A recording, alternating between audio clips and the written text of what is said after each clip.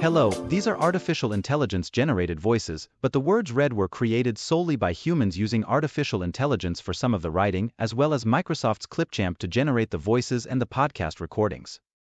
Welcome to this episode of our podcast series, where we continue describing the emergency support functions and their connections to kids. Today, we're diving into ESF number 4, Firefighting. As always, I'm joined by Pat Frost, Vice Chair of the National Pediatric Disaster Coalition, an expert in pediatric disaster preparedness. In this episode, we're discussing how ESF number 4 intersects with the needs of children during emergencies. Hi Pat, welcome back. Thanks, Mike. As a former county EMS director, I'm looking forward to this discussion and hearing your perspective as an emergency manager.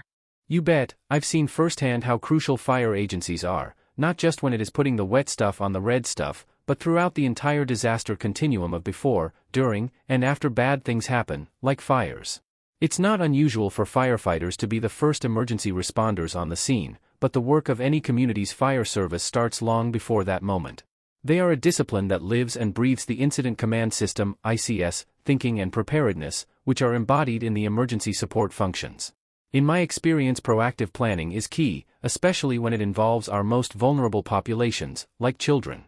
It's crucial to understand that children are among the most vulnerable in any disaster, not just fire-related emergencies. Local fire departments are strategically positioned to play a pivotal role across the disaster continuum, because they are part of every community's everyday emergency response system. Although ESF number 4 is called firefighting, it covers so much more. Firefighters are the local community's all-hazards workforce, and are referred to by some as a Swiss Army knife of a community's emergency response. As a former county EMS director, I found that analogy very true because your fire departments, whether paid/professional or volunteer, are trained to be prepared to respond to all hazards. Absolutely. Fire departments are typically well-versed on the most likely hazards to the community. They are at the table of proactive planning and surveying buildings for compliance with local and state fire codes. So, let's discuss some of the key considerations when it comes to children and ESF number 4. Fire inspectors play an important role in regulating and managing emergency egress and relocation drills in facilities throughout their jurisdiction, especially in schools. Those drills must consider children of different ages and abilities, as well as their functional and access needs.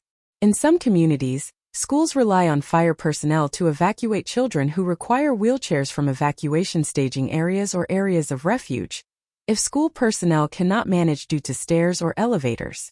Organizations like the National Fire Protection Association, also known as the NFPA, and the International Association of Fire Chiefs, are also very concerned about one of the biggest issues facing schools and communities today: maintaining the safety and security of students and staff from a hostile event or unwanted intruder, and providing requirements for acceptable classroom door locking arrangements and safe rooms. And then making sure they are still safe from the adverse impacts of fires. I can see how that can be a big concern when actions like barricading exit doors to creating safe rooms could trap students inside and against a potential smoke/incendiary threat, or the consequence management aspects of a pulled fire alarm cascading into an active assailant attack. Drills and other types of exercises are often seen as an adult-centric activity, but operations involving children are known to be a game-changer in actual emergencies, especially fire-related ones. Our nation's long-standing high rate of school life safety protection from incidents involving fires is due to the vigilance and perseverance of the fire service. I've seen drills where fire agencies work closely with schools to create realistic scenarios that test the plans in place. When firefighters are part of these drills, they bring in valuable realism. They can identify gaps that school staff might overlook and provide a reassuring presence that helps both children and adults stay calm under pressure.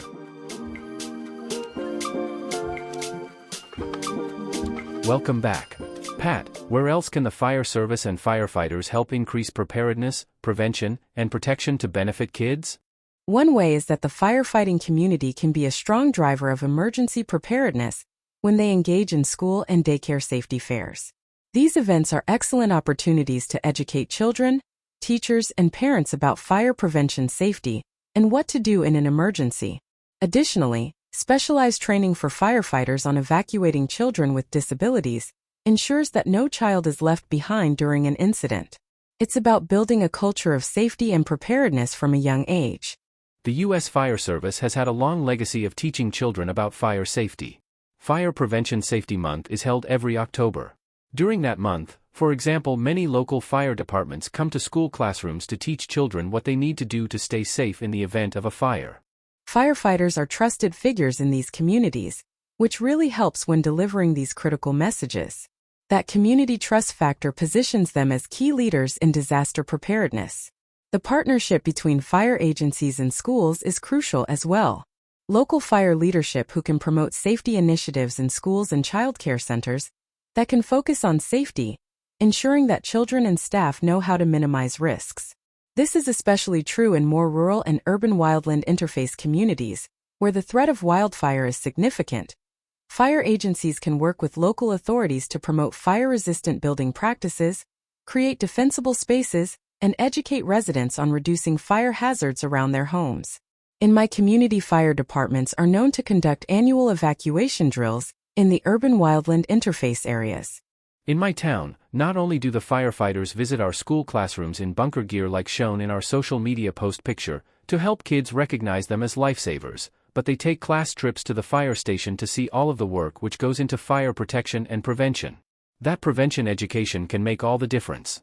I agree that firefighters are often seen as trusted leaders and influencers within their communities. How does this trust factor into their role in disaster preparedness? The trust that communities place in firefighters is invaluable. Because of their respected position, firefighters can be powerful change agents in promoting not just fire safety, but overall disaster preparedness.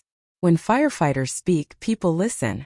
This trust allows them to influence community behavior, advocate for better emergency planning, and ensure that the needs of vulnerable populations, like children, are met. Whether it's through public education campaigns, safety fairs, or community engagement events, firefighters have the unique ability to drive meaningful change and enhance community resilience. Incredible insights. The fire community has a significant role in safeguarding our youngest citizens during emergencies and in preventing fires before they happen. As we wrap up, any final thoughts? Yes, just a reminder that the safety and well-being of children in disasters is a community effort. Fire agencies, schools, parents, and emergency management professionals all need to collaborate closely. By working together, we can ensure that our preparedness and response efforts are inclusive and effective for everyone, especially the most vulnerable among us, our children. Well said, Pat. Thanks for tuning into this episode on ESF number 4, Firefighting. Remember, preparedness starts with all of us. Stay safe, and we will see you next time with episode number 5, which is on ESF number 5, Emergency Management. Please check out the social posts over at the NPDC's website, plus more information is available on ESF number 4 in this podcast's notes. Please also remember to use hashtag Prep for the Kids when amplifying any of the NPDC's messages.